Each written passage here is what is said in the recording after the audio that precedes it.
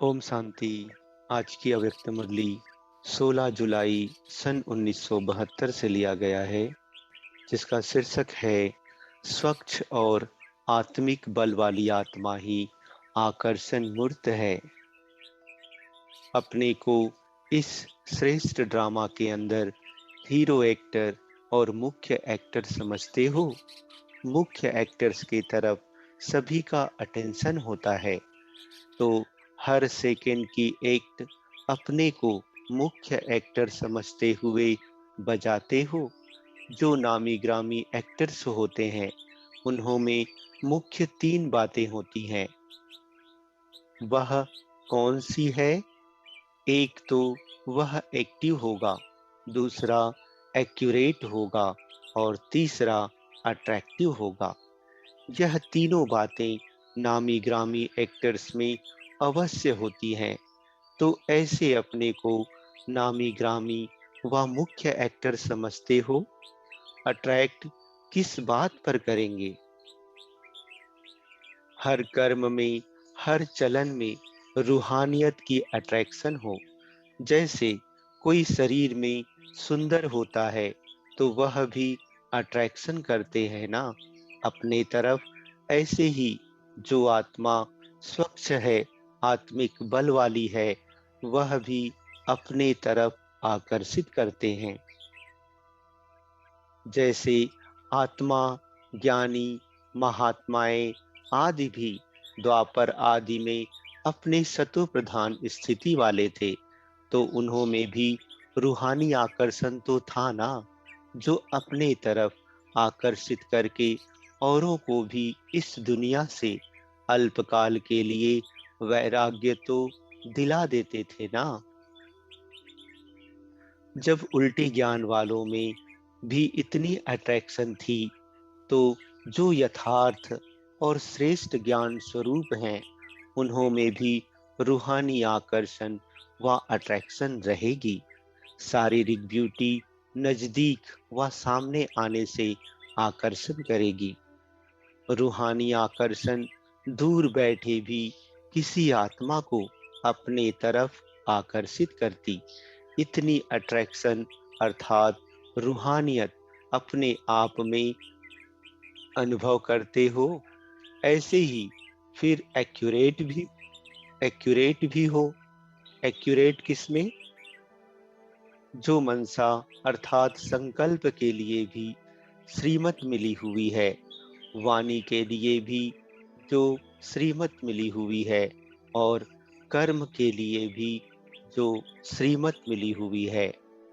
इन सभी बातों में एक्यूरेट मनसा भी अनएक्यूरेट ना हो। जो नियम है, मर्यादाएं हैं, जो डायरेक्शन है, उन सभी में एक्यूरेट और एक्टिव। जो एक्टिव होता है, वह जिस समय जैसा अपने को बनाने चाहे, चलाने चाहे, वह चला सकते हैं, वह ऐसा ही रूप धारण कर सकते हैं। तो जो मुख्य पाठधारी है, उन्होंने यह तीनों ही विशेषताएं भरी हुई रहती हैं। इसमें ही देखना है कि इनमें से कौन सी विशेषता किस परसेंटेज में कम है। स्टेज के साथ साथ परसेंटेज को भी देखना है। रूहानियत है, आकर्षित कर सकते हैं, लेकिन जितनी परसेंटेज होनी चाहिए वह है। अगर परसेंटेज की कमी है, तो इसको संपूर्ण तो नहीं कहेंगे ना। पास तो हो गए, फिर भी मार्क्स के आधार पर नंबर तो होते हैं ना। थर्ड डिवीजन वाले को भी पास तो कहते हैं, लेकिन कहाँ थर्ड वाला, कहाँ फर्स्ट क्लास, फर्क तो है ना।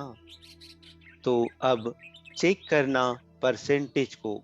स्टेज तो अब नेचुरल बात हो गई, क्योंकि प्रैक्टिकल एक्ट में स्टेज पर हो ना। अब सिर्फ परसेंटेज के आधार पर नंबर होने हैं। आज बहुत बड़ा संगठन हो गया है। जैसे बाप को भी समान बच्चे प्रिय लगते हैं। आप लोग आपस में भी एक समान मिलते हो तो यह सितारों का मेला भी बहुत अच्छा लगता है ना। संगम युगी मेला तो है ही, लेकिन उस मेले में भी यह मेला है। मेले के अंदर जो विशेष मेला लगता है वह फिर ज्यादा प्रिय लगता है। बड़े बड़े मेलों के अंदर भी फिर एक विशेष स्थान बनाते हैं जहां सभी का मिलन होता है। संगम युग बेहद का मेला तो है ही, लेकिन उसके अंदर भी यह स्थूल विशेष स्थान है जहां स- समान आत्माएं आपस में मिलती हैं। हर एक को अपने समान व समीप आत्माओं से मिलना जुलना अच्छा लगता है। विशेष आत्माओं से मेला बनाने के लिए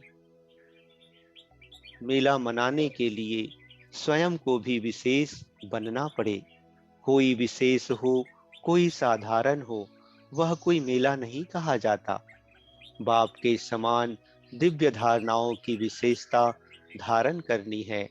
बाप से जो पालना ली है इसका सबूत देना है। बाप ने पालना किस लिए की? विशेषताएं भरने के लिए। लक्ष्य हो और लक्षण ना आवे तो इसको क्या कहा जाए? ज्यादा समझदार। एक होते हैं समझदार, दूसरे होते हैं बेहद के समझदार।